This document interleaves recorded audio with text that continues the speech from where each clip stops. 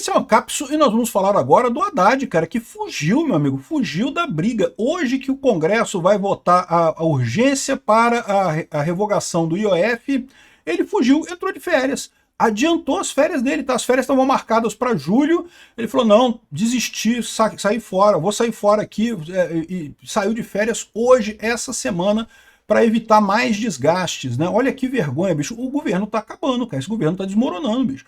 O ministro das Finanças, o ministro da Economia, que é o cara que patrocinou toda essa coisa do IOF, essa lambança do IOF, né? Não tem outro nome para chamar isso. Vocês lembram o que foi, né? O governo Lula tá gastando pra caramba, ficou com um cobertor curto, não tem onde tirar dinheiro, cortou um monte de gastos, mas também quer botar mais imposto no rabo de todos nós brasileiros, né? Primeiro botou um imposto de IOF só absurdo, aí depois negociou com o Congresso, voltou atrás um pouco, aumentou o IOF também, mas aumentou menos, e botou mais um monte de impostos e um monte de coisa no final das contas, e o governo continua com o problema. Por quê? Porque o Congresso falou que simplesmente não vai aprovar nenhuma coisa nem outra, nem o IOF original, nem essa nova versão que cria um monte de impostos aí, né? E a votação da urgência será hoje na Câmara, né? A Câmara acerta votar urgência contra o IOF e deve ter mais de 300 votos. Um recado claro ao governo. E aí, no meio dessa confusão, o cara central dessa história, que deveria ser o ponto de referência do governo Lula para defender essa reforma, o cara sai de férias. Botou o auxiliar dele aqui, o Dário Durigan, vai assumir interinamente o Ministério da Economia. Cara, isso é coisa de governo que perdeu o controle, hein? Acho que tá afundando o governo. Não quer dizer que o governo vai acabar, mas quando o governo afunda, já não consegue fazer mais nada, né? Sinal de que o barco está desgovernado, vai bater no primeiro iceberg que tiver aí na frente. Essa notícia foi sugerida por Peter tomando Ozempic, diálogo cabuloso do PT com o PCC e várias outras pessoas. Obrigado aí ao pessoal que sugeriu notícias lá no nosso site, no visãolibertaria.com, e obrigado a você que está assistindo o nosso vídeo. Se você gosta do nosso conteúdo, por favor, deixa o seu like, se inscreva aqui no canal, né? Pois bem, olha que coisa, bicho. Nessa semana de votação sensível pra caramba no Congresso, aqui, ó, a Câmara vai votar com urgência hoje. Em princípio, não vão votar no mérito, vão votar apenas a urgência.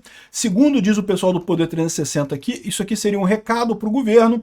O governo está vendo isso como insatisfação da base pela não liberação de emendas, né? É o que eu falei com você. A ideia do Flávio Dino controlar as emendas, dizer que o governo não vai dar emenda, vai segurar as emendas do Congresso e coisa e tal, ia piorar a relação do governo com o Congresso. O Flávio Dino fez isso tentando ajudar o Lula, para que o Lula tivesse mais controle sobre o Congresso, mas no final das contas, o que os congressistas estão vendo é o seguinte: esse governo tá uma merda completa, é possível que não tenha dinheiro para as emendas de qualquer forma, e no final das contas ficar associado com esse governo pode ser ruim de qualquer maneira. Então é melhor deixar as emendas para lá mesmo e partir para a briga com o governo.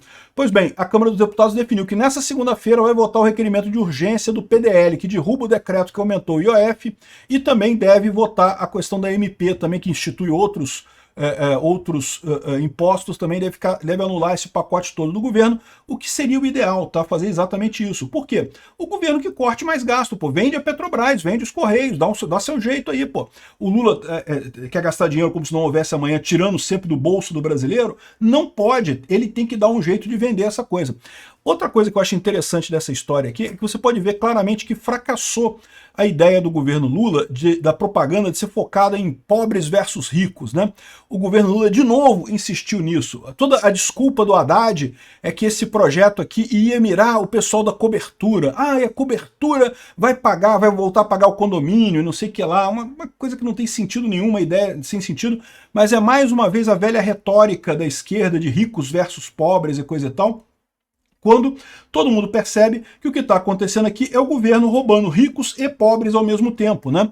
Como eu expliquei para vocês já várias vezes, e vários outros youtubers, várias outras pessoas também já falaram sobre isso, você tributar LCA e LCI, você vai aumentar o preço dos alimentos e vai aumentar o preço do imóvel, o preço do aluguel. Você tá jogando esse custo de novo para a população do mesmo jeito, para a população pobre, não é só para rico, não. Ah, mas você é o rico que paga o imposto. É o rico que paga o imposto. Mas se ele vai pagar o imposto na hora de emprestar dinheiro para o agronegócio, ele pode pegar esse dinheiro dele agora e fazer outra coisa com esse dinheiro. Não vai mais emprestar para o agronegócio. E se ele não vai mais emprestar para o agronegócio, o que vai acontecer? Vai ter menos dinheiro para o agronegócio. E se vai ter menos dinheiro para o agronegócio, vai ter menos coisa sendo plantada, menos boi sendo cuidado, enfim, no final das contas, você vai ter menos comida sendo produzida e vai inevitavelmente aumentar o preço do alimento em algum momento. momento aí do futuro.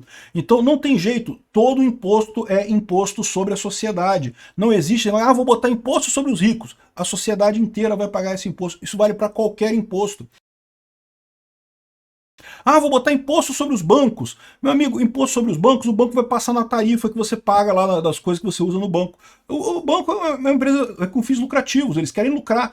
Não adianta, né? Se o dono do banco não for ter lucro, ele vai sentar na casa dele e ficar vendo televisão, porque ele vai trabalhar se não vai ter lucro, né? Então o banco tem que ter lucro. E no final das contas, essas medidas que o governo fica dizendo que está cobrando dos bancos, acabam sendo cobradas dos correntistas dos bancos. Não tem outra maneira de fazer isso. Não existe isso, esse negócio de imposto, de resolver a economia através do Estado, através de imposto. Sempre piora a situação. O governo é o grande concentrador de renda no Brasil. Achar que o governo distribui renda é balela. O governo concentra a renda, rouba a renda de todo mundo, desde o mendigo que está na rua ali, caído na rua, pegando dinheiro emprestado, pegando dinheiro doado pelo pessoal. Na hora que ele pega aquele dinheiro, que ele vai comprar a pinga dele no bar ali, né, a pinga está com imposto de consumo. Então o mendigo pagou imposto. Todo mundo paga imposto, o pobre paga imposto pra caramba no Brasil. O governo não distribui renda de nada, ele concentra a renda. Aí essa renda vai lá pro governo e a maior parte vai para quem? Funcionários públicos, o STF, as lagostas do STF, os nababescos do Congresso e do Executivo, a montanha de amiguinhos sindicalistas do Lula, que o Lula colocou em cargos no governo, um monte de gente sindicalista idiota, pelego, que não sabe fazer porra nenhuma, um monte de cupincha do Lula em um monte de lugar do governo, o dinheiro vai para esse pessoal. Você está concentrando renda, está tirando dos mais pobres e dando para esse pessoal, né? Enfim, isso é um outro sinal. Falhou completamente essa tentativa do governo Lula de usar o chavão do rico versus pobres. Não que nós somos a favor dos pobres e vamos brigar com os ricos para cobrar imposto. Não está colando isso. Todo mundo já percebe que o governo rouba de ricos e pobres. Rouba de todo mundo. O governo não resolve o problema da pobreza ou da riqueza ou de ninguém. Né? E o pior, né, sempre acaba ajudando os mais ricos no final das contas, porque os ricos têm poder, o dinheiro tem poder. O rico compra deputado, o rico compra o Lula, né, claramente, né, um monte de corrupção que teve no primeiro governo do Lula e está tendo agora também. O pobre não consegue comprar ninguém, aí, ou seja, o pobre se fode de novo. O rico, por mais que o governo invente coisas, invente regulamentações, sempre ajuda o rico e prejudica o pobre. Então, aqui a Câmara está votando isso daqui, mas é importante notar isso, tá? Segundo disse o Hugo Mota, eles vão votar apenas a urgência do assunto, não vão votar o mérito. Seria uma forma de pressionar o Lula a mudar alguma coisa. Aqui, ó, o presidente Hugo Mota havia optado por pautar a urgência depois da insatisfação com a medida provisória do Executivo editada nessa quarta-feira que aumentou impostos. Entre as medidas, o Executivo quer taxar investimentos hoje isentos, como a LCA e a LCI. E o Mota diz que não está no cargo para servir a projeto político de ninguém, ou seja, ao Lula, né? O acordo foi visto pelo governista como um aceno de insatisfação da Câmara sobre liberação de emendas. Então, repara, o Hugo Mota não disse que é um aceno por questão de emendas. É o governo Lula, que é um governo fraco, um governo que não tem ideias, um governo que está aqui só para roubar a população, que está vendendo essa ideia de que é tudo por questão de emendas, né? Tá aqui a Gleisi Hoffmann aqui, ó. Derrubar a MP e o decreto de IOF seria ruim para o Congresso com as emendas. Se vocês derrubarem, a gente não vai dar mais emenda nenhuma. Eu tô falando para vocês, essa ilusão desse pessoal, o Dino não tá liberando emenda mesmo. Que diferença faz se vai ter emenda, se não vai ter emenda? O Dino já segurou as emendas todas lá. Então aqui, no final das contas, parece que vai ter 310 votos para aprovar a urgência. Governistas consideram ser uma conta segura. Essa votação expressiva dará munição para os deputados pressionarem para outro voto logo em seguida para derrubar o decreto do IOF. Essa possibilidade é remota, entretanto, mantendo o caráter de recado dos deputados. Ou seja, a gente vai ver, no final das contas, se vai ser as duas coisas juntas, esse é o ponto importante, ou se vai ser só recado dos deputados. Se for só recado dos deputados, existe a possibilidade de realmente eles quererem só mais verbas de emendas. Pode ser. Eu acho que não é isso não, tá? O governo, por sua vez, se comprometeu a adiantar o que está atrasado com as emendas e voltar a ter diálogo próximo com os líderes, né? O que não vai conseguir, pô. O Dino segura as emendas todas, então não tem diálogo com os líderes, né? Ou seja, no final das contas, e no meio dessa confusão toda, com essa coisa toda pegando fogo, o Haddad tira férias. Está tirando férias por quê? Porque sabe que vai tomar uma trobozonga, que vai perder essa votação no Congresso, que vai ficar mais uma vez taxado como Taxade, vai todo mundo colar nele o apelido de Taxade. O Taxade sacrificou a carreira política dele futura, que ele poderia ter eventualmente, para tentar ajudar o Lula, e está se ferrando completamente, porque esse é um governo que não tem salvação, e não está conseguindo nada, está colhendo derrota após derrota. Aqui, ó,